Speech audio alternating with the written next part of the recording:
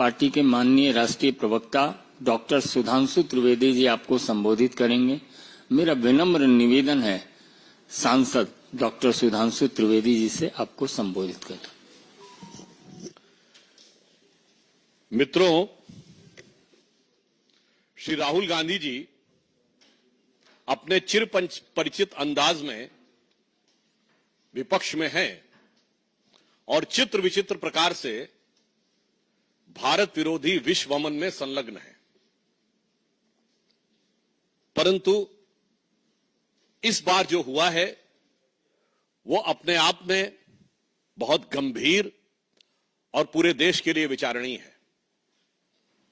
वे भारत के इतिहास के पहले नेता प्रतिपक्ष बने हैं जिन्होंने किसी घोषित भारत विरोधी सांसद के साथ मुलाकात करके अपने मधुर मनोभावों की अभिव्यक्ति की है। अमेरिकी सांसद इल्हान उमर जो भारत विरोधी वक्तव्यों और स्टैंड के लिए विख्यात ऑब्लिक कुख्यात हैं, जिनके की विषय में एक सर्वविदित सत्य है कि पाकिस्तान गवर्नमेंट के द्वारा ले जाए गए उन चुनिंदा अमेरिकी सांसदों में से एक थी जिन्हें पाक अधिकृत कश्मीर में। साथियों, चैनल पर पहली बार आए हैं तो चैनल को सब्सक्राइब जरूर कर लें, साथ ही में बेल आइकन को ऑल नोटिफिकेशन जरूर कर लें जिससे कि आपको हर वीडियो का नोटिफिकेशन मिलता रहे। साथियों, वीडियो को लाइक करना ना भूलें। चलिए करते हैं विस्तार से पूरी खबर। ले जाकर पाकिस्तान की गवर्नमेंट की तरफ से विजिट कराया गया था। ये अनेक मौकों के ऊपर ऐसे बयान दे चुकी हैं जो सीधे मुस्लिम ब्रदरहुड और आईएसआई के लिए प्रत्यक्ष अथवा परोक्ष रूप से सहानुभूति दर्शाते हैं। राहुल गांधी जी भारत के इतिहास के पहले नेता प्रतिपक्ष बन चुके हैं जिनका नाम एक समय पर पाकिस्तान ने संयुक्त राष्ट्र संघ में भारत विरोधी अपने वक्तव्य में प्रयोग किया था और आज अपने उनके भारत विरोधी मित्रों की श्रृंखला में एक और उपलब्धि राहुल गांधी को प्राप्त हुई है। He has further added another feather to his cap of anti India friends, जब पन्नू ने उनकी तारीफ की है, यानी पाकिस्तान से लेकर पन्नू तक के और इल्हान उमर तक उनकी तारीफों में जो पुल गढ़े जा रहे हैं उसमें एक नया नाम और भी है। ये जनाब हैं मुशफिकुल फजल। ये वो पत्रकार हैं, आप सबको ध्यान हो, जिन्होंने व्हाइट हाउस की प्रेस कॉन्फ्रेंस में और यूएन स्पोक्स पर्सन से अरविंद केजरीवाल के बारे में, अरेस्ट के बारे में सवाल पूछा था। ये है वो महोदय। अब आइए साहब, और ये महोदय जो हैं, देखिए कितने मधुर भाव से सेल्फी ले रहे हैं राहुल गांधी जी के साथ।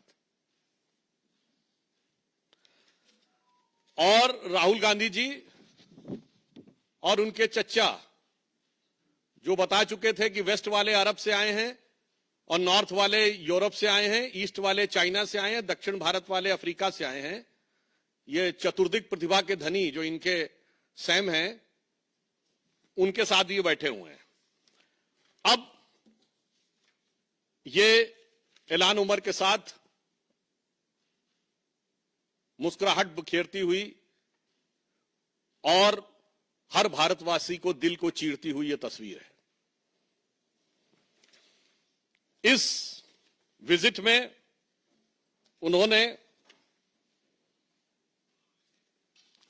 कुछ ऐसे शब्दों का प्रयोग किया है जिस पे मैं पूरे देश का ध्यान आकर्षित करना चाहूंगा।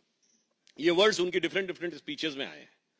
आई don't want to live in India, I doesn't value skilled people, I doesn't have the freedom of faith, Indians in India there are hateful peoples, Indians doesn't allow the different languages, Indian identity is not acceptable, Indian society is casteist, Indians social media influencers are for UC only, और separatist और जो कश्मीर में terror के perpetrator थे उनका समर्थन है।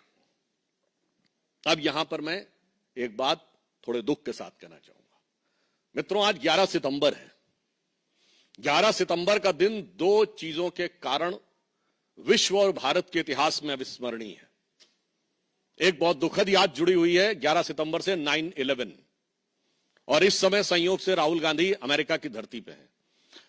मैं पूरे भारतवासियों को याद दिलाना चाहता हूं कि 9/11 के जो प्राइम एक्यूज थे खालिद शेख मोहम्मद और मोहम्मद अट्टा, कोई पॉलिटिकल पार्टी दिखाइएगा जिसने उनके पक्ष में सहानुभूति का बयान जारी किया हो।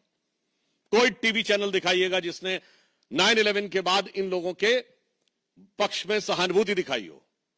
कोई पॉलिटिकल पार्टी बताइएगा जो अमेरिका के इतिहास का सबसे बड़ा सिक्योरिटी लैप्स, जो अमेरिका के इतिहास का सबसे बड़ा इंटेलिजेंस फेलोर, जिसने उस सरकार के ऊपर उंगली उठाई हो कि इंटेलिजेंस फेलोर था और सिक्योरिटी लैप्स था। ना, बल्कि पूरे अमेरिका ने और उनकी सारी पॉलिटिकल पार्टी ने फर्म रिजॉल्व किया। जॉर्ज बुश जो रिपब्लिकन थे, उन्होंने कहा कि हम ओसामा बिन लादेन को मारेंगे, और बरक हुसैन ओबामा जो कि डेमोक्रेट थे उस काम को अंजाम दिया। आज भारत में अगर उसके समकक्ष जो भारत की संसद पे हमला हुआ, जिसके लिए सर्वोच्च न्यायालय ने rare of the rarest crime शब्द का प्रयोग किया है अपने जजमेंट में, आप जाके चेक कर सकते हैं अफजल गुरु की हैंगिंग के बारे में। 7 साल उसकी हैंगिंग रुकी रही, और आज भी जम्मू कश्मीर चुनाव में कांग्रेस के मुख्य सहयोगी दल कहते हैं कि अफजल गुरु की हैंगिंग गलत थी। और ये राहुल गांधी अफजल की पहली बरसी पर, लोग शायद भूल गए होंगे वो जेएनयू में जो नारे लगे थे ना, भारत तेरे टुकड़े होंगे इंशाल्लाह, और ये अफजल हम शर्मिंदा है तेरे कातिल जिंदा, वो था क्या? वो 2015 में अफजल की हैंगिंग की पहली बरसी थी, और जिसका ये लोग नैतिक समर्थन कर रहे थे। सोचिए ये 11 सितंबर हमें क्या याद दिलाता है? देश को लेकर एक ऐसी सोच। आप बताइए किसी भी अमेरिका के नेता ने बाहर जाकर कोई ऐसा विरोध किया हो? दूसरा, याद करते हुए दिल भर आता है, आज 11 सितंबर वो दिन है जिस दिन 11 सितंबर 1893 को स्वामी विवेकानंद ने शिकागो में पार्लियामेंट ऑफ रिलीजन में अपना ऐतिहासिक अविस्मरणीय वक्तव्य दिया था।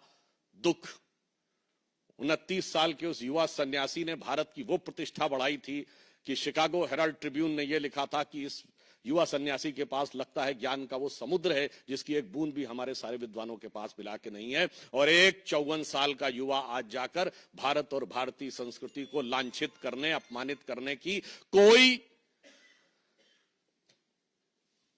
रास्ता नहीं छोड़ता। मैं पूछना चाहता हूं, राहुल गांधी ने आज तक क्या कभी जाकर वहां शिकागो में गए हैं विवेकानंद के उस हॉल में? आज 11 सितंबर है, अगर इस प्रेस को सुनने के बाद भी वो विवेकानंद जी की उस चीज के स्मरण में एक वक्तव्य जारी कर दें, तो मैं इसको बहुत बड़ी उनकी उदारता मान लूंगा। क्योंकि ये बहुत साफ है, आपको भाजपा से नफरत हो सकती है, प्रधानमंत्री श्री नरेंद्र मोदी से आपके मन में ग्लानि, हिकारत, इंफीरियरिटी कॉम्प्लेक्स हो सकती है। भारतीय संस्कृति के प्रति अपशब्दों का आप प्रयोग क्यों करते हैं? चलिए, आपने भारतीय संस्कृति के बारे में, भारतीय समाज के बारे में कभी 4 अच्छे शब्द बोले हो, 4 अच्छे वाक्य? आप सारे लोग हैं, मैं आपसे पूछना चाहता हूं, बताइएगा। आप ऐलान उमर से मिलते हैं, मैं पूछना चाहता हूं, भारत के समर्थक कितने सांसदों से आप मिले? एक अमेरिकी सांसद, आप लोगों को शायद ना पता हो तो मैं बता देना चाहता हूं, बेंजामिन गिलमैन, उसको पद्म भूषण मिला था। भारत के डाई हार्ड सपोर्टर थे। He died in 2016। I was nobody, I met Benjamin Gilman in July 2000, August 2000, year 2000। पूछे मिले थे कब? भारत के पक्ष लेने वाले आज से 20-25 साल पहले से आपकी सरकारें थी। Gary Ackerman, Edward Royce, Frank Pallone, Joseph Crowley, कभी मिले हो इनसे? ऐलान उमर ही मिलते हैं। कभी तुलसी गैबार्ड से मिले? नहीं। इसलिए आज हम बहुत गंभीरता के साथ और बहुत दुख के साथ कहना चाहते हैं कि जो बात सैम पित्रोदा जी ने कही है पहले तो मैं एक चीज कोट भी कर देना चाहता हूं, क्योंकि आज उन्होंने सैम पित्रोदा जी ने कहा ना कि राहुल गांधी जी अब वो बहुत समझदार हो गए हैं और बहुत वो, चूंकि वो इस समय अमेरिका की धरती पे हैं, तो पूर्व अमेरिकी राष्ट्रपति बैरक ओबामा ने अपनी किताब द प्रॉमिस लैंड में 2010 में भारत आए थे और राहुल गांधी जी से मुलाकात के आधार पर राहुल गांधी जी के व्यक्तित्व पर एक टिप्पणी की थी, जो मैं कोट कर रहा हूं। Rahul Gandhi has a nervous uninformed quality about him, as if he were a student who has done the coursework. He is eager to impress the teacher, but deep down lacked either the aptitude or the passion of the subject. The Promised Land, written by Barack Obama, page number 601. इसके लिए जानते क्या कहा जाता है?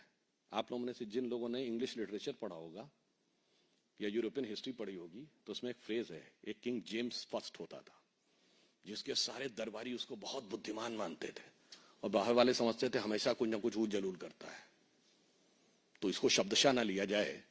एक कहावत थी, kings James the first was the wisest fool in क्रिश्चियनडम।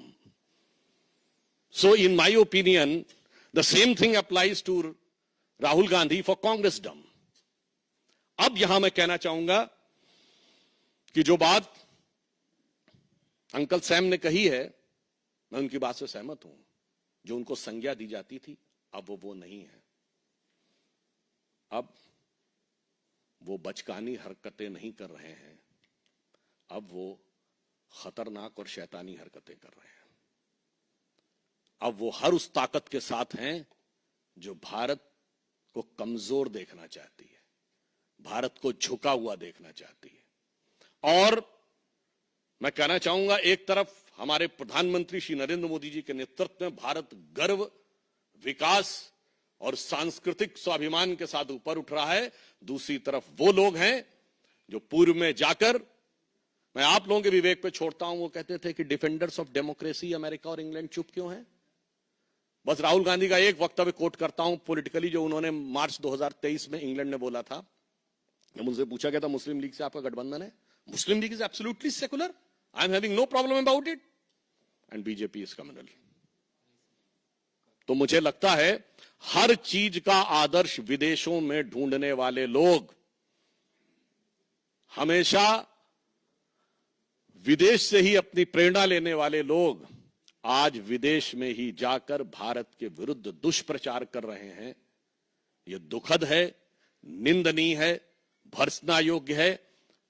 और उन्हें यदि लगता है कि विदेश में के पास कोई ताकत है, तो मैं कहना चाहूंगा वो दिन गए जब विदेश भारत को प्रभावित कर लिया करता था।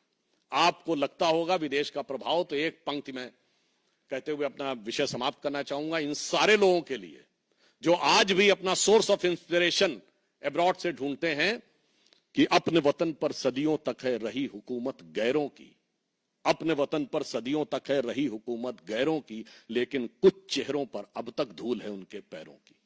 धन्यवाद। मोहित Bhatt. Sir, we have seen that how NC in their manifesto have said that they will bring back Article 370. Now, Ilhan Omar is somebody who has always advocated for separate Kashmir. She has always been with the Pakistani side. Do you think there is a pattern, because Home Minister has also stated that Rahul Gandhi is standing with the divisive forces, be it with the NC or people who are talking about separatism? साथियों, channel पर पहली बार आए हैं तो channel को subscribe जरूर कर लें, साथ ही में बेल आइकन को ऑल नोटिफिकेशन जरूर कर लें, जिससे कि आपको हर वीडियो का नोटिफिकेशन मिलता रहे। साथियों, वीडियो को लाइक करना ना भूलें। चलिए करते हैं विस्तार से पूरी खबर।